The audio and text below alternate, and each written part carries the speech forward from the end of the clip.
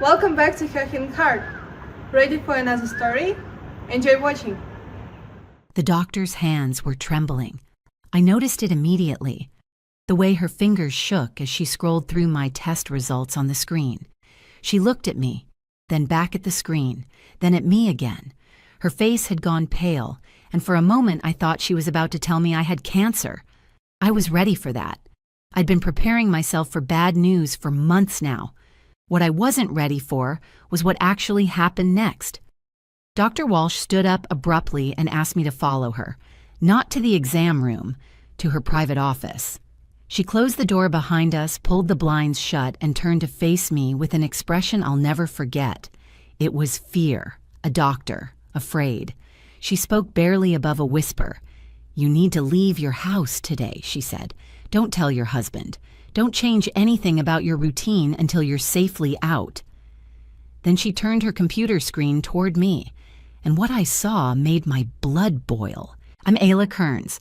I'm 31 years old. I work as a senior accountant at a mid-sized firm in Portland, Oregon. I've been married for 4 years to a man named Glenn Reeves, a pharmaceutical sales representative, and for the past 5 months, I felt like I was slowly dying. It started with fatigue, not regular tiredness, the kind of exhaustion that makes you forget your own phone number. Then came the nausea, constant and low grade, like seasickness that never went away. My hair started falling out in clumps. I'd find it on my pillow, in the shower drain, tangled in my brush. My thoughts became foggy, scattered. I couldn't concentrate at work.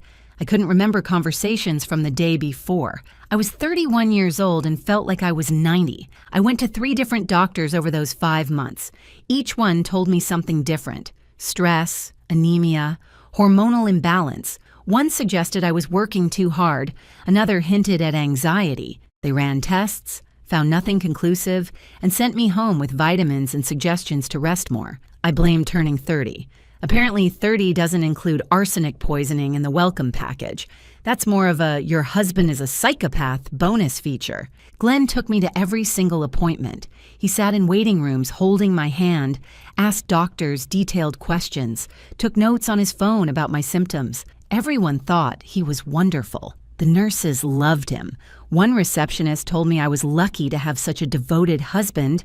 I believed her. I believed all of it. But now I was sitting in Dr. Walsh's office, staring at a screen showing my bloodwork results, and everything I believed was crumbling.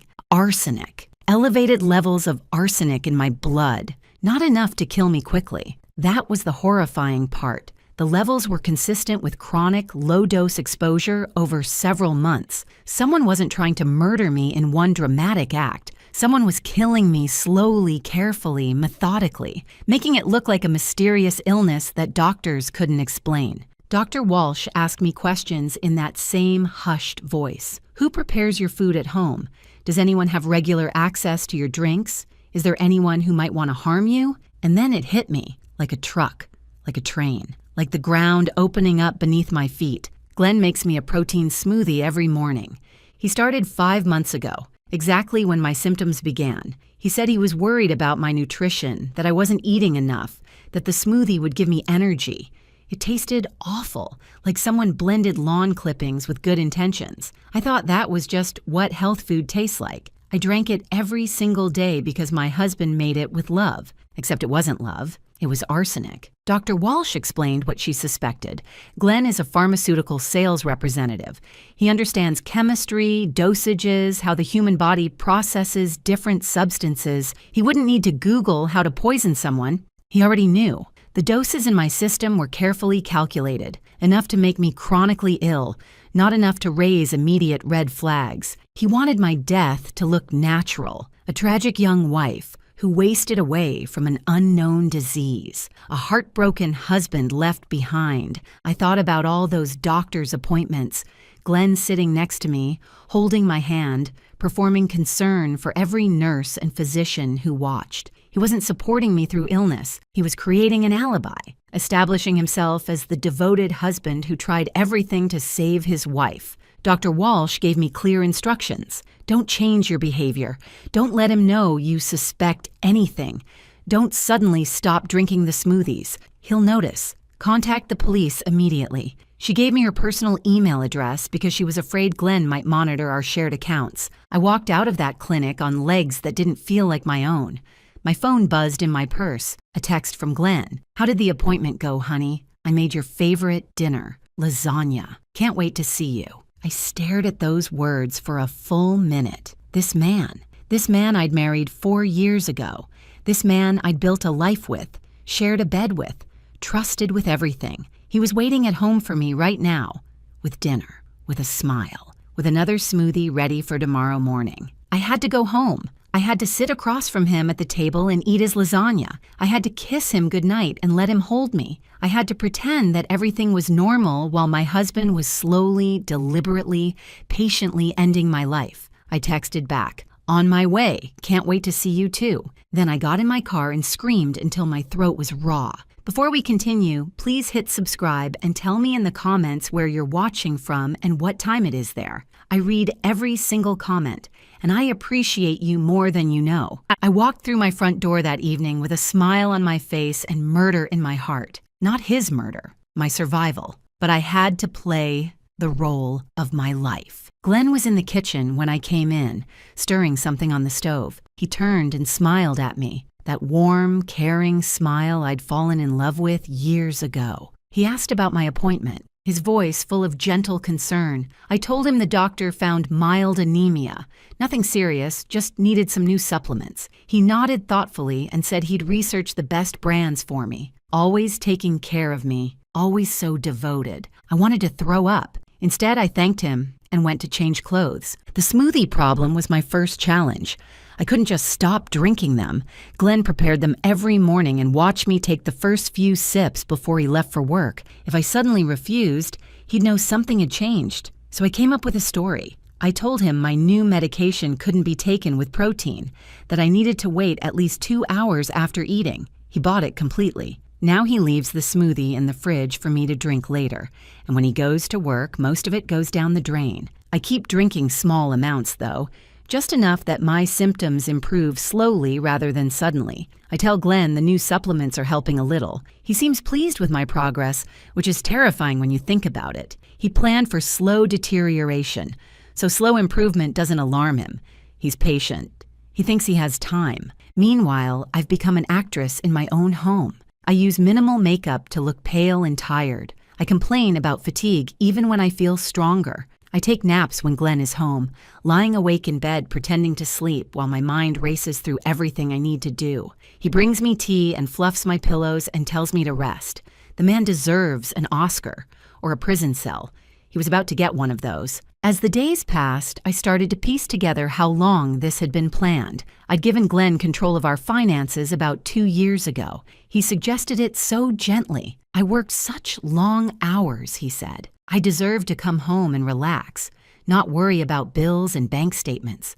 Let him handle it." I thought it was love. It was control. My friendships had faded too, and I was only now realizing why. Glenn never forbade me from seeing anyone. He just sighed heavily whenever I mentioned plans with my best friend Nina. "She's so negative," he'd say. "I just want you surrounded by people who lift you up." He did this every time until I stopped making plans altogether.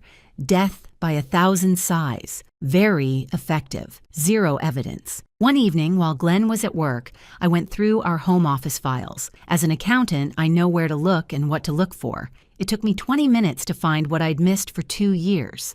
A life insurance policy on me worth $750,000. Glenn was the sole beneficiary.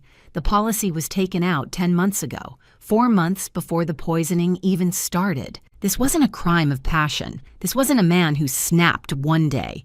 This was a calculated plan developed over nearly a year. My hands shook so badly I could barely hold the folder. I kept digging. I found transfers to a separate bank account I didn't know existed. $40,000 over 8 months, hidden under categories like professional development and business expenses. An average person would never find this. But I've audited companies that tried harder to hide money. I once found $2 million disguised as office supplies. Glenn's little scheme was like an elephant hiding behind a lamppost. Then I decided to follow him. He told me he was meeting a client for dinner one evening. Something in his voice sounded wrong. a slight eagerness he couldn't quite hide. I waited 10 minutes after he left, then got in my car and followed his route downtown. He went to a restaurant I'd never been to. Through the window, I watched him meet a woman. She was younger than me, maybe late 20s, with dark hair and expensive jewelry I'd never seen Glenn buy. They were clearly intimate. She touched his arm constantly. He leaned close to whisper things that made her smile. This wasn't a client meeting, but something struck me as strange. The woman, I'd later learn her name was Simone Halford, didn't look happy. Even when she smiled, there was tension in her shoulders. She kept checking her phone, distracted, anxious. Glenn was all charm, but she wasn't glowing the way a woman in love should glow. I filed this observation away. It didn't fit the picture yet, but it felt important. I also noticed something else in those weeks. Glenn's mother, Renata, had been unusually present lately. She came by almost every day to check on me, brought homemade soup, sat with me while I rested. This was strange because Renata had never liked me. At our wedding, she told Glenn's aunt that I was not quite right for her precious son. For 3 years, she'd treated me like an unwelcome guest in her son's life. Now suddenly she was devoted to my well-being. It made no sense. Then I overheard Glenn on the phone with her. "Thanks for checking on her today, Mom," he said. "I worry so much when I'm at work." He'd asked his own mother to watch me. Renata thought she was helping her worried son care for his sick wife. She didn't know she was part of a surveillance system. Glenn was using everyone, manipulating his own mother's guilt about her past coldness toward me. Now that I was dying, Renata wanted to make things right, and Glenn was exploiting that completely. I had pieces of a puzzle now. A husband poisoning me for insurance money, a secret bank account, a mysterious woman who didn't look happy, and a mother-in-law unknowingly recruited as a spy. But something still didn't fit. Why was Simone so tense? And what else was Glenn hiding? "There's something I'm not seeing yet," I told myself. "Something bigger." I was right. I contacted Detective Maria Reyes through Dr. Walsh's referral. She specialized in domestic crimes and had seen cases like mine before. We met at a coffee shop on the other side of the city, far from anywhere Glenn might see us. Detective Reyes was direct and professional.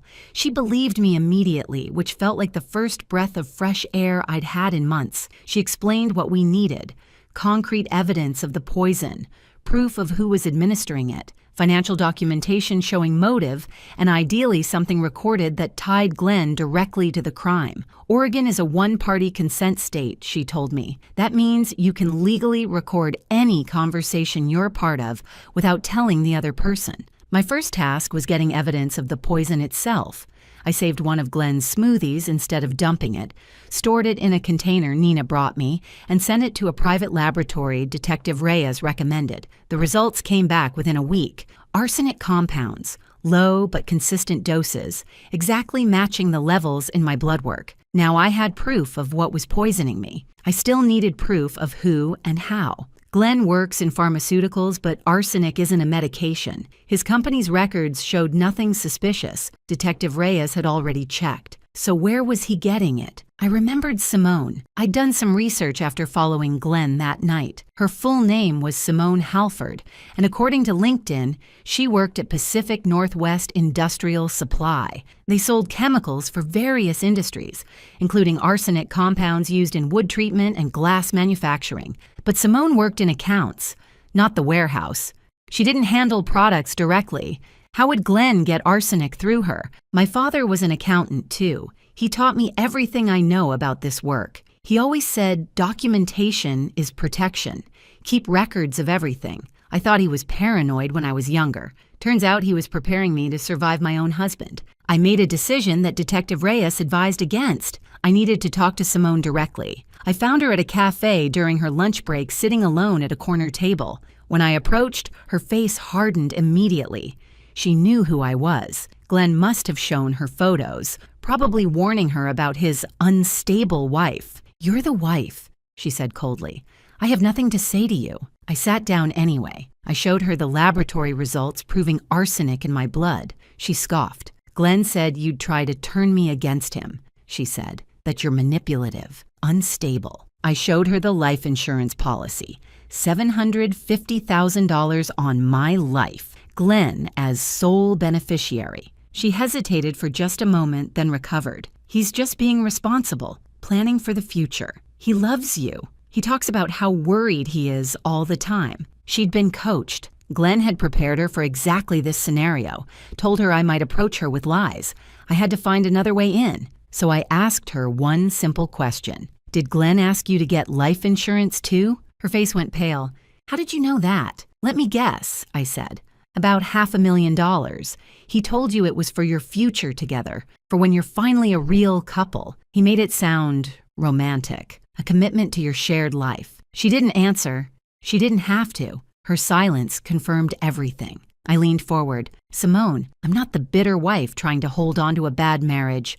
I'm Glenn's current victim, and you're his next one. That's when everything changed. Simone told me her story.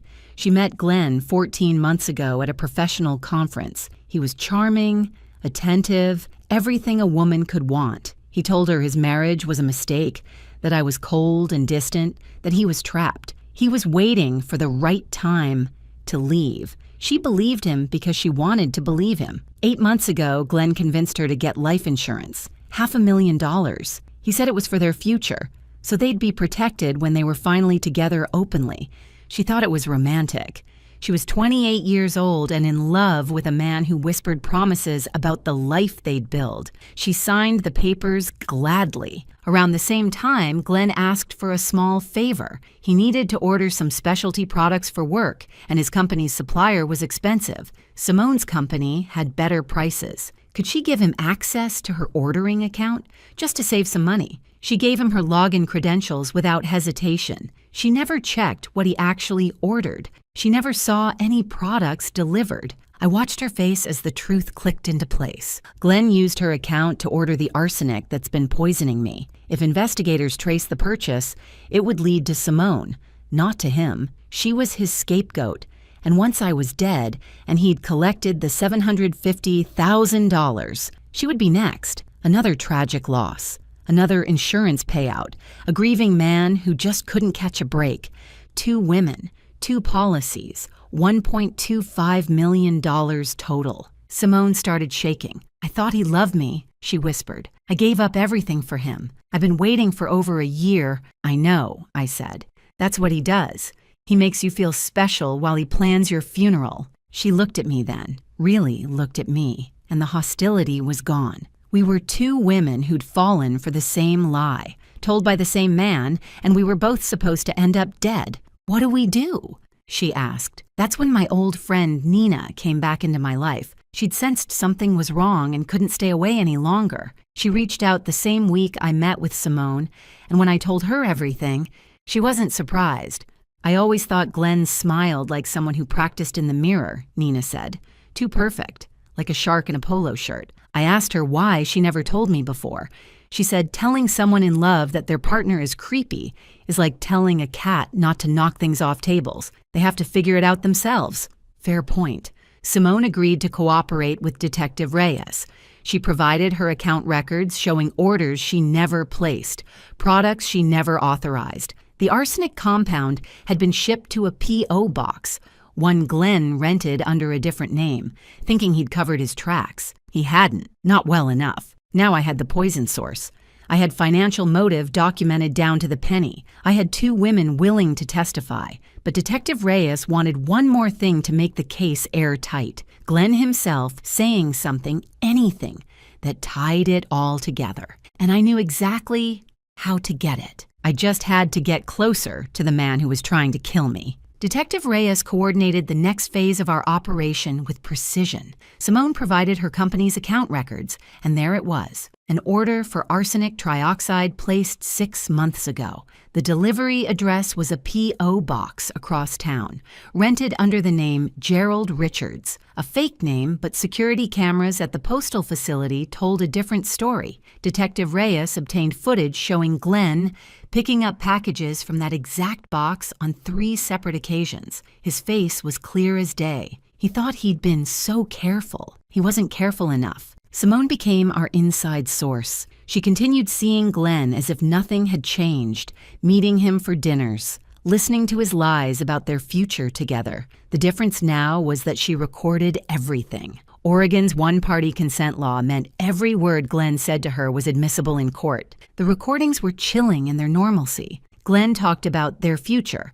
After my situation resolved itself, he mentioned the money he'd been setting aside, how they'd have plenty to start fresh. Once Ayla's health declines further, he told her one evening, we can finally stop hiding. It's tragic, really, but she won't suffer much longer. He sounded caring even while discussing my death, like a man describing a sad but inevitable event, something beyond his control, the weather, a natural disaster, not something he was actively causing with every smoothie he prepared. Meanwhile, at home, I delivered the performance of my lifetime. I looked sicker than I felt, moved slower than I needed to, smiled weakly at Glenn's constant attention. Thank you for taking care of me, I told him one night. I don't know what I'd do without you. The words tasted like the poison he'd been feeding me, but I said them anyway, and he kissed my forehead and told me to rest. The hardest part was Renata. Glenn's mother continued her daily visits, bringing soup and concern in equal measure. She sat with me while I pretended to sleep, sometimes holding my hand. I could feel her guilt about the years she'd spent treating me coldly. She was trying to make amends before it was too late. She didn't know there was nothing to make amends for. Her coldness hadn't been the problem. Her son was the problem, and she had no idea I wanted to tell her. Part of me felt she deserved to know what her son really was, but Detective Reyes cautioned against it. Renata loved Glenn unconditionally, the way mothers do.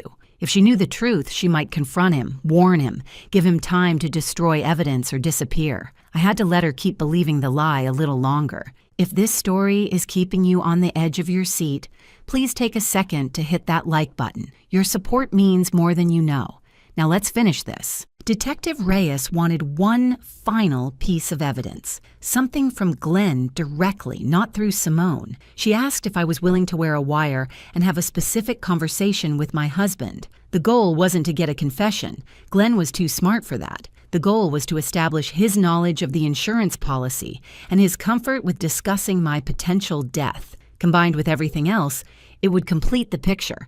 I agreed immediately. Nina came over the morning I was supposed to do it. She helped me position the recording device, a tiny thing barely visible, and talked me through staying calm. I've seen enough crime shows to know not to scratch nervously or adjust anything suspicious. Act natural. Don't think about the recorder. I decided to think about tax returns instead. Very calming. That evening, Glenn came home to find me looking particularly weak. I'd outdone myself with the pale makeup and tired posture. I told him I'd been thinking about the future, about what would happen if my health didn't improve. Glenn, I said, if something happens to me, I want to make sure you're taken care of. His face arranged itself into perfect concern. Don't talk like that, honey. You're going to get better. But just in case, I pressed, the life insurance, our savings, I want you to have everything. I want to know you'll be okay. He held my hand, squeezed it gently. Let's not think about such dark things, he said. But I noticed he didn't refuse.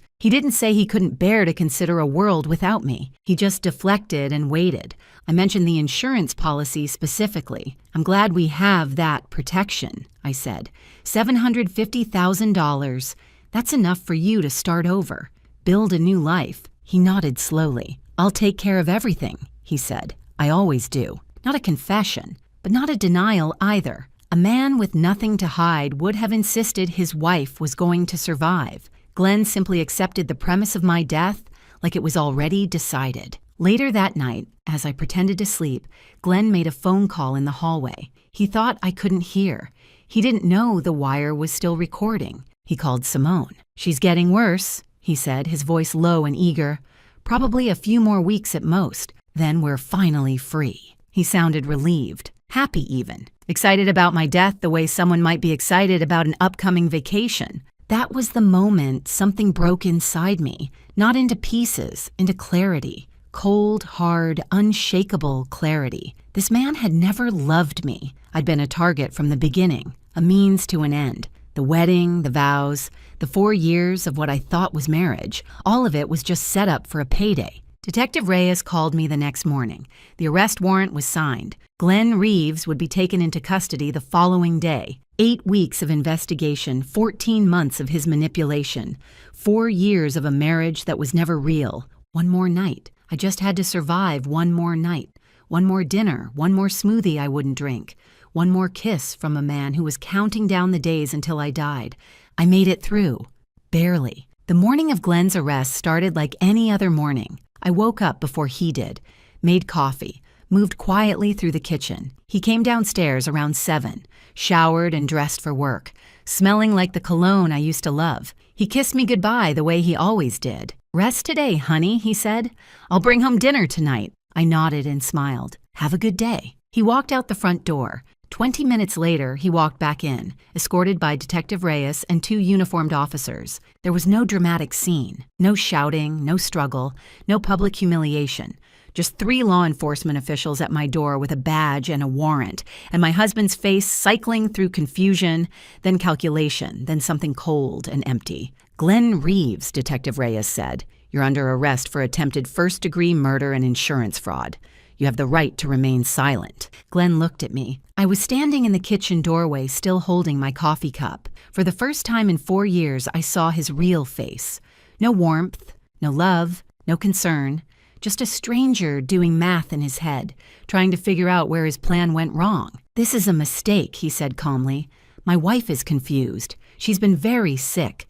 Still performing? Even now?" Detective Reyes didn't blink. "We have laboratory analysis of the poison, financial records, witness testimony, and recorded conversations. You can save the performance for your lawyer." Something flickered in Glenn's eyes. Just for a moment, then it was gone. "I want my attorney," he said. "That's your right." They handcuffed him right there in our living room, read him his rights, walked him to the unmarked car waiting in our driveway. He didn't look back at me. Not once. I stood at the window and watched them drive away. The man I'd married, the man I'd trusted, the man who'd held me while I cried about my mysterious illness, disappearing down our quiet suburban street in the back of a police car. I expected to feel triumph, victory, something powerful and satisfying. Instead, I just felt tired and free. At the station, Glenn's expensive lawyer arrived within the hour. Glenn immediately deployed his backup plan. Blame Simone. "She must have poisoned my wife," he told detectives. "Simone was obsessed with me. She wanted Ayla out of the picture. I had no idea what she was doing, and it was a smart play. Simone had access to the chemicals. Simone had motive. She wanted Glenn for herself. If Glenn hadn't been so confident in his own cleverness, it might have worked. But he didn't know that Simone had been cooperating with police for 3 weeks. He didn't know about the recordings where he discussed my death with visible enthusiasm. He didn't know about the security footage of him picking up arsenic shipments from a P.O. box he thought was untraceable. Detective Reyes played the recordings for him. His own voice, telling Simone that I probably had a few more weeks left. His own voice, calm and eager, saying they'd finally be free. That's when Glenn's face changed. That's when he knew. "He tried to blame Simone," I said later to Nina, and she laughed bitterly. Guess he didn't get the memo that his backup plan had switched sides. Turns out, women talk to each other. Revolutionary concept.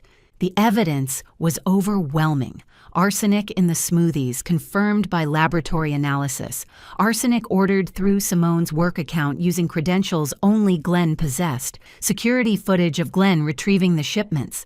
A life insurance policy taken out 4 months before the poisoning began. $40,000 hidden in a secret account. Recorded conversations showing his knowledge and anticipation of my death. And his own phone records revealing searches for chronic arsenic symptoms, life insurance payout timeline, and undetectable poisons. He'd searched that last one on our shared home computer, the one I had the password to. Criminal mastermind, everyone. Glenn's lawyer advised him to consider a plea deal. There was no viable defense. The trial would be a formality. Simone's situation resolved more quickly. The district attorney recognized that she'd been manipulated and used. She didn't know Glenn was ordering poison through her account.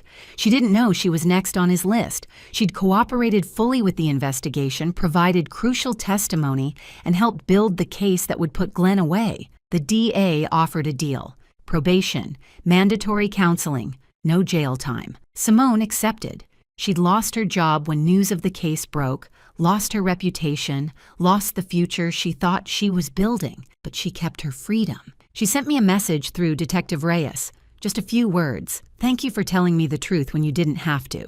I didn't respond. There wasn't anything left to say. We weren't friends, and probably never would be. But we understood each other in a way nobody else ever could. Telling Renata was harder than I expected. Detective Reyes informed her officially, but I called her afterward. I'm not sure why. Maybe I felt I owed her that much. Maybe I needed her to hear it from me. She didn't believe it at first. Kept saying there must be a mistake. Glenn would never. This couldn't be real. Then she went quiet. Then she cried. "I was in your house," she said through tears. "I watched you suffer. I brought you soup while you were being poisoned by my own son." I didn't know what to say to that. Neither did she. Renata wasn't charged with anything. She genuinely hadn't known. She was just another person Glenn had used. Her maternal love, her guilt, her desire to be a better mother-in-law. All of it weaponized against me without her knowledge. We're both women who loved a man who never existed, I told her. She hung up. I haven't heard from her since. I don't blame her. Glenn refused a plea deal initially. His ego wouldn't let him admit defeat. But after his lawyer reviewed the complete evidence file, reality set in. There was no winning this case. There was only limiting the damage. The trial lasted 3 weeks. I testified for 2 days, walking the jury through 5 months of poisoning, 4 years of manipulation, and the moment a doctor's trembling hands changed everything. I looked at Glenn across the courtroom, really looked at him, searching for any trace of the man I'd married. He wasn't there. Maybe he never had been. The jury deliberated for 4 hours. When they returned, Glenn's face was a mask. No fear, no remorse, no emotion at all. Guilty of attempted first-degree murder, guilty of insurance fraud, guilty of domestic abuse. The judge sentenced him to 15 years in state prison. He'd be eligible for parole after 10 years, which means he'd be 46 at the earliest when he faced a parole board. His pharmaceutical license was revoked permanently. All his assets were frozen pending my civil suit. The man who planned everything down to the milligram hadn't planned for this. Simone completed her probation and moved to California. She sent me one final message before she left. Just a forwarding address in case I ever needed anything. I tucked it in a drawer and haven't looked at it since. We survived the same storm, but that doesn't make us friends. Some connections exist only in crisis. Renata sold her house to pay off her debts. Glenn had promised to help her with that $60,000 once things settled down. Things settled down differently than she'd expected. Last I heard, she moved in with her sister in Arizona. She never wrote to me. I never wrote to her. Some silences say everything that needs to be said. My recovery took about 3 months. The arsenic cleared from my system, my hair grew back thick and healthy, and the brain fog lifted like morning mist burning off a lake. I remembered who I was before Glenn, before the manipulation, before the isolation, before I became a woman who asked permission to see her own friends. I filed for divorce while Glenn awaited trial. Got everything he hadn't already stolen. I sold the house immediately. Every room held a memory that was actually a lie, and I couldn't sleep there anymore. I moved to Seattle. New city, new job, new apartment with big windows and a kitchen where I make my own breakfast every morning. Eggs, toast, fresh fruit, simple things that I control completely. There's something profound about feeding yourself, about trusting what goes into your own body. I'll never take that for granted again. Nina and I have dinner every Thursday now. She never once said, "I told you so," even though she'd earned the right. Real friends don't need to say it. They just show up and keep showing up. Glenn writes to me from prison sometimes. I recognize his handwriting on the envelopes, that neat, careful script I used to find so attractive. I've never opened a single letter. I don't know if he's apologizing, explaining, manipulating, or threatening. I don't care. Some chapters close permanently, and trying to reread them only causes pain. I used to wonder if I'd missed warning signs, if I should have known sooner, if I was stupid for trusting him. But I've made peace with that now. Glenn was good at what he did. He'd practiced his whole life. I was targeted by a predator who knew exactly how to become whatever his victim needed. My only mistake was believing that love could look like control, that devotion could feel like suffocation. I know better now. I survived because I'm stubborn, and I know how to read fine print. My father taught me that documentation is protection, and he was right. Sometimes the most dangerous person in your life shares your bed, but sometimes the strongest person in the room is the one everyone underestimated. Glenn underestimated me. That was his real mistake. These days, I wake up early and drink my coffee by the window, watching Seattle come to life below. I go to work and come home to an empty apartment that feels full of possibility instead of empty of love. I call Nina when I'm lonely. I see a therapist twice a month. I'm learning to trust myself again. Last week, someone asked me if I'd ever get married again. I told them I didn't know. Maybe someday, maybe not. The future is open now in a way it hasn't been since I was 25 years old, and I'm in no rush to fill it with anything but peace. The most dangerous person in the room is often the one who knows how to read the fine print. Remember that. Thank you so much for watching. More of my most gripping stories are already on your screen. Click one now and don't miss the best part. You will love it. See you in the next story.